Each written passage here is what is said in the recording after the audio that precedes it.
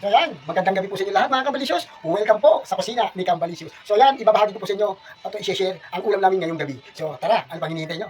Tara, let's go! So yan mga Kambalicious, at ito po yung ating mga iluluto ngayon at ibabahagi ko po sa inyo ang ulam namin yun. Siyempre, meron tayong patola, meron tayong miswa, meron tayong nor cubes, at siyempre yung ating luya, sibuyas, bawang, at yung siling verde, at siyempre yung ating giniling, at yung ating patis, mantika, at yung ating pambalanse sa ating mga niluluto ay asukal. At siyempre, magpipilit na rin tayo ng tuyo, mga Kambalicious. So, ano pang hinihintay nyo? Umpisa na po natin magluto, mga Kambalicious. Let's go! Mga Kambalicious, buksan po natin yung ating kalan. Yan. So, yan, painitin mo natin yung ating kawali at tayo mag-umpisa na mag-isa, mga Kambalicious. So, let's go! Siyempre, maglalagay na po tayo ng mantika sa ating panimula sa pagluluto. Ayun, di ba? So, yan, mantika. Okay, mga Kambalicious, unahin na po natin yung ating luya. Yan. Medyo muulan ngayon at talaga namang ilang araw na naulan kaya magluluto tayo ng ating patola. So yan, sinabawang patola po yung ating iluluto mga Kambalicious. At syempre yung ating sibuyas. Kaya depende po sa inyo kung ano yung unahin yung ikitis ha. So sabi nga, lahat naman yan ay pwede.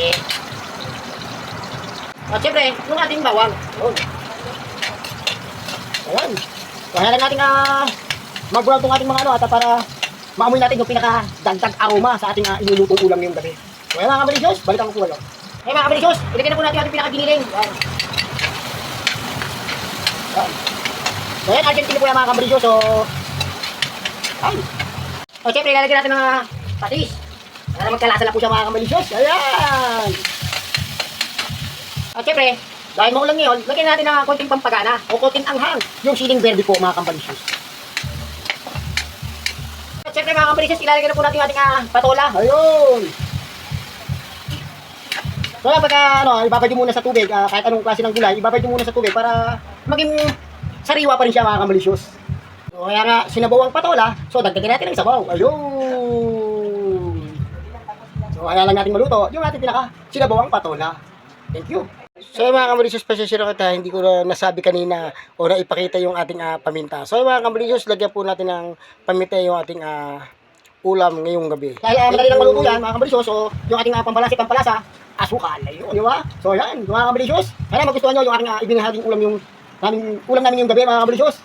Sinabawang patolo o ginisang patola. So yan. Mga Kambalicious, so dadagdagan po natin ng konting sabaw yan mamaya kasi medyo pag lumamig po yan, medyo maiiga po yung ating pinaka-sabaw ng ating sinabawang patola o ginisang patola. Maraming salamat po. Thank you. So mga Kambalicious, lalagyan natin ng bahagyang sabaw pa to para kasi pag lumamig po yan, maiiga po yung ating pinakasabaw ng ating ulam for today o ulam natin ngayong hapunan mga Kambalicious. Sana magustuhan niyo po ang aking ibinahaging ulam namin ngayon sa hapunan. So mga Kambalicious, iprito po natin yung ating pinaka-tuyo. Ayun, di ba? Ipapatira po natin sa ating sinabawang patola. Oh, ginisang patola, yung ating pritong tuyo mga Kambalicious. Sana i-try nyo yung ating mga simpleng recipe. Manood at matuto. Maraming salamat po. So mga Kambalicious, ito na po yung ating pritong tuyo at syempre yung ating ulam ngayon. Sinabawang patola o ginisang patola. So, ano pang hinihintay nyo? Taray! Maraming salamat po. Thank you for watching everyone. God bless us all.